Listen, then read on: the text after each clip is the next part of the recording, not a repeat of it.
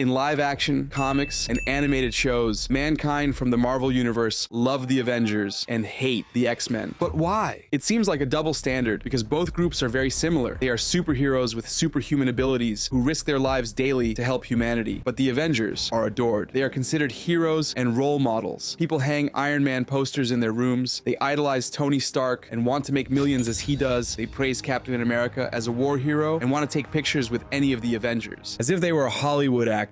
Meanwhile, the X-Men are persecuted, discriminated against, and attacked by the same people they try to protect. Okay, great. Everybody hates us. Today in Mr. Headcannon, we'll explain the two reasons for this double standard. The first one is that the X-Men, and all mutants in general, are seen as an evolutionary threat because they were born different. This scene from X-Men 97 explains it very well. I am begging you. I didn't ask for this, okay? I was born this way. Ain't that the rub? In Days of Future Past, Magneto also explains that mankind created the Sentinels because they're different, and humanity has always feared that which is different. A big part of the population wants to exterminate mutants not only because they consider them dangerous due to their powers. They want to hunt them and terminate them just because they were born different, and that's enough to justify discrimination. It's incredibly racist. Super racist. But why doesn't the same people discriminate Spider-Man or the Hulk, who are also different? That's because of the difference between mutant and mutate. Mutants are born with the X gene, which turns them into Homo superior. Their powers might awaken in adolescence or even later on in their lives, but mutants are genetically different from Homo sapiens since birth. That is not the case with the Avengers. Let's take the Hulk as an example. Bruce Banner was an ordinary human until gamma radiation altered his genetic structure and turned him into the Hulk. The same happened with Peter Parker. He was an ordinary Homo sapiens until a radioactive spider bit him and changed his DNA, giving him spider-like powers. Spider-Man is a mutate, not a mutant, because Peter was not born with different DNA from other humans. He was just like you and me until he was bit by that spider. Is that clear? Steve Rogers was also a normal person before receiving the serum. Iron Man, Hawkeye, and Black Widow don't even have powers. Thor is a god that comes from another world, and Doctor Strange is a regular human who learned magic. Though they have powers similar to those of a mutant, there are no anti-Avenger cults because no one sees them as an evolutionary threat, but rather as genetic accidents, isolated cases. Sure, Bruce Banner has to run away from the army most of the time, and sometimes he is feared by a part of society because they considered him dangerous. But that's because of the destructive potential of the Hulk. It has nothing to do with how he got his powers or if he was born different. In fact, a lot of people in the Marvel Universe love the Hulk. When Banner turned into the Grey Hulk in the 90s, he got a fan club and a girlfriend. A girlfriend who was in love with the Hulk. Incredible. Mutants, on the other hand, are different from birth, whether they want to be or not, and people fear them for this very same reason. Mutants could replace humanity in the short term because they are a more evolved version of humans. That's why we see anti-mutant posters saying evolution is a lie. Some people deny reality and fear their potential extinction. If they weren't so radical, we could even understand their vision of the world. They are terrified that a more advanced species may replace them for good. This scares everyone, even those who are not violent. There's a very good example of this in Marvels, a comic book written by Kurt Busiek. In the second issue, the main character, who is a photographer, sees how a crowd attacks the X-Men because they think the mutants tried to attack a worker. In reality, the X-Men tried to save the man, who was about to fall right to his death, but people twisted the story to blame the X-Men. The crowd started throwing things at the mutants, and before he realized it, the photographer had a rock in his hand, ready to attack them too. He was there just to cover the news, and had never attacked a mutant before, but fear got the worst of him, and he imitated what the crowd was doing. Iceman got hit by a brick, but Cyclops told him to forget it, because the attackers weren't worth it. Back home, the photographer kept thinking about what Cyclops said. What did he mean by not worth it? The intolerants weren't worth it, or humanity as a whole wasn't worth it, because mutants were going to replace them sooner or later. The comic doesn't provide an answer, but this moment shows why mankind is so scared of mutants. And it gets worse. Anyone can be born a mutant. Mutants are born from both mutant and human parents. This means Homo sapiens can fear having a mutant child because they have no way of knowing how their child will be born. Precisely what a racist would say. And I know what you're thinking, that this also applies to characters like the Hulk or Spider-Man, because the children of mutates can inherit some of their abilities. Hulk's son, Scar, has the same powers as his father. But humanity doesn't see these mutates as a threat because there are few of them. It's impossible for a race of Hulks to replace humanity as the dominant species on Earth because there are 8 billion humans on this planet and only a couple of Hulks. But as Bastian said in X-Men 97, mutants multiply quickly, and in a few generations, they will outnumber Homo sapiens 10 to 1. We might wear tolerance on our sleeves, but we know the naked truth. Tolerance is extinction. And we have the second reason. The X-Men and the Avengers have very different roles in society. The Avengers are superpowered cops. Most of the time, they have direct contact with the United States government and act alongside the police and the military. They can have their clashes with some governments, as happened in Civil War, where the group split because not everyone agreed need to reveal their identities and be directly controlled by the president. But at least half of the Avengers do agree to take orders from the government. Even Steve Rogers, who opposed the government heroes in Civil War, ended up speaking directly to the president on several occasions. He was the US face during World War II, and in the Ultimate Universe, he became president. I did not know that. As super police, the Avengers are seen almost sympathetically by the general public in the Marvel Universe because they are there to protect the status quo. They save people from alien invasions, natural disasters, and supervillain attacks. They seem to be neutral heroes. Iron Man will never intervene a company to demand better working conditions for people, and Captain America will never talk to the president about the habitational crisis in the US. Not even street-level heroes like Spider-Man or Daredevil get involved in these issues. They can dismantle a criminal gang run by Kingpin, but they never change the system that allows those mobsters to exist. Makes you think I would want to know that. This might seem negative because the Avengers become Earth's guardians without directly intervening in human problems, but that's what many people want. A large part of the general public in the Marvel Universe expects superheroes to focus exclusively on being superheroes and leave normal people's problems in the hands of normal people, even if that means those problems will never be solved. But this changes with the X-Men. Mutants break the status quo with their mere existence. They are a new species that needs to earn a place on Earth and require new rights to continue existing. Let's take the second episode of X-Men 97 as an example. Jean's clone is about to give birth, so Wolverine takes her to the hospital, but a doctor says he cannot assist her because she is a mutant, and mutants can lose control of their powers in stressful situations. What would happen if Madeline used her powers during childbirth and mentally attacked the doctors, even by accident? Even worse, what if her child used their powers unconsciously at birth? Some mutants develop their powers at birth or even in the womb, like Professor X and Jean Grey. The doctor's argument makes sense because he doesn't want to risk his life. But what should be done then? Should mutants not be allowed to have children at all? There's only one solution. The whole system must change to include mutants. There must be doctors trained to attend mutant births, perhaps other mutants with abilities that protect them from any attacks, or they should use serums to weaken mutant abilities for a limited time, ensuring no one is endangered. That's an idea. But for something like this to happen, mutants must be accepted as a race that deserves to live among humans. University programs should include courses on mutants or some subjects exclusive to mutants, something that would break the status quo, which does not happen with mutates. And this has consequences. By altering the status quo, mutants can never be seen as police, except when they work for the government hunting other mutants. This happened with X-Factor, a group of mutants founded by the US government that took direct orders from the US. This led to several clashes with the X-Men, because initially, X-Factor did not defend the interests of mutants, but of their bosses. To make matters worse, their leader, Forge, was hired by the government to invent weapons that could stop mutants. Traitor! The only way mutants can fulfill the role of the Avengers is by helping to capture other mutants, by betraying their entire race to protect the status quo, suppressing mutants. And yeah, there are exceptions. In X-Men 3, we see Beast has direct contact with the government, but he is just an advisor, and other mutants don't like this, because he is a political tool. He is used to pretend to include mutants, but ultimately, his decisions are not taken into account. When things get complicated, the US government turns to the Avengers, as happened in the season finale of X-Men 97. In this scene, they must decide whether to nuke Magneto and the X-Men, but the superheroes consulted are Iron Man, Black Panther, and Captain America. Not a single mutant. You're a racist. And it gets worse. In episode 8 of X-Men 97, Bastion explains why a part of humanity is so afraid of mutants. He says that having different and superior abilities to a normal human, mutants can perform different jobs and replace humans. A mutant who can teleport like Nightcrawler can replace 20 cab drivers. A mutant with super strength like Strong Guy can replace 10 construction workers. Colossus can replace an entire battalion of soldiers. And we're not even considering what Omega level mutants like Storm could do.